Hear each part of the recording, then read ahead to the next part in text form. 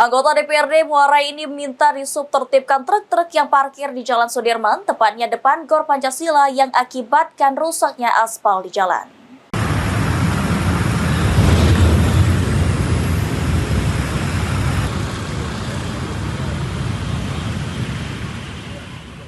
Anggota DPRD Muara ini minta disub tertibkan truk-truk yang parkir di Jalan Sudirman, tepatnya depan Gor Pancasila yang akibatkan rusaknya aspal jalan. Menurut Yones Tober, anggota DPRD Muara ini menegaskan, jika para sopir truk yang parkir di kawasan Jalan Sudirman sudah menggunakan fasilitas jalan atau lokasi bukan untuk semestinya. Selain itu, para sopir truk sering memperbaiki truk mereka saat parkir di lokasi.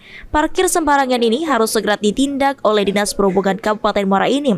Pasalnya, aspal yang berada di lokasi parkir truk sudah rusak sebab bobot kendaraan yang cukup berat, apalagi truk yang parkir kebanyakan kendaraan berplat nomor polisi luar daerah Kabupaten Muara ini.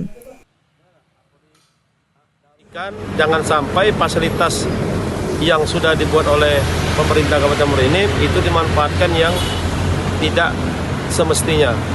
Karena kami melihat beberapa hari ini ada mobil yang terparkir berplat BD bukan plat Kabupaten Muara ini, itu parkir semaunya dan mereka melakukan berdandan, membenahi mobil. Ini khususnya yang di pelataran Gor ini itu hancur.